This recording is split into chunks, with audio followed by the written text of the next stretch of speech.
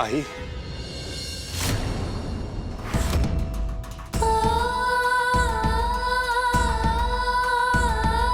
घाबरू नकोस.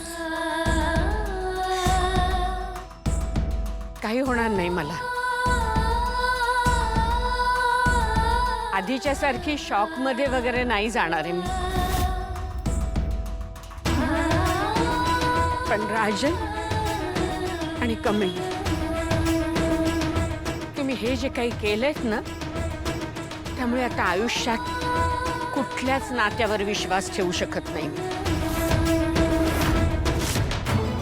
अरे मुलगा आहेस ना तू माझा. तू वागलास असा. तू पोटच्या मुलानंच म्हाताऱ्या आई बापांना फसवलं तर त्याने मग कुणावर आणि कसा विश्वास ठेवायचा.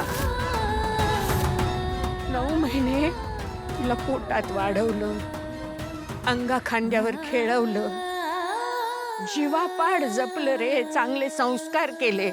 त्या सगळ्याचे उत्तम पांग फेडलेस तू. नात्यांवर आयुष्यभर विश्वास ठेवला मी. त्यातल्या चांगुलपणावर, सच्चेपणावर विश्वास ठेवला आणि तीच शिकवण दिली ना तुला. तो सगळा विश्वास आज संपला, नष्ट झाला.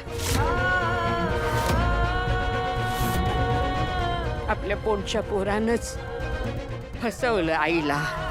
आता आणखीन काय बघायचं राहील. तू ग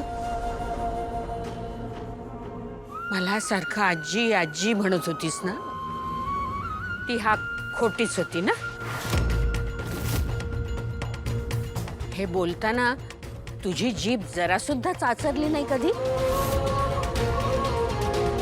खोटं बोलून आपण दुसऱ्या कुणाचा तरी हक्क हिरावून घेतोय असं नाही वाटलं.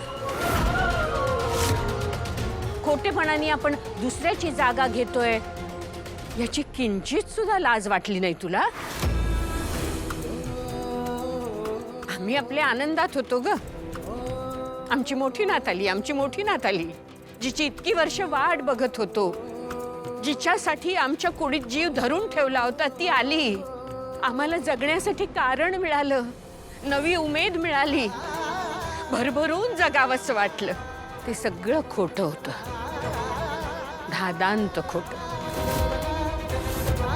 खोटेपणावर उभं असलेलं नातं टिकणार कसं.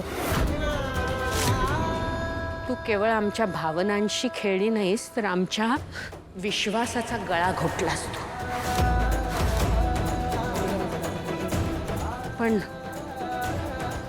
याची तुला शिक्षा देणारी मी कोण. मी तर तुझी कोणीच नाहीये. तुझ्यावर विश्वास ठेवला ही माझीच चूक झाली. पण यापुढे आम्हाला कधीच तोंड दाखवू नकोस तू.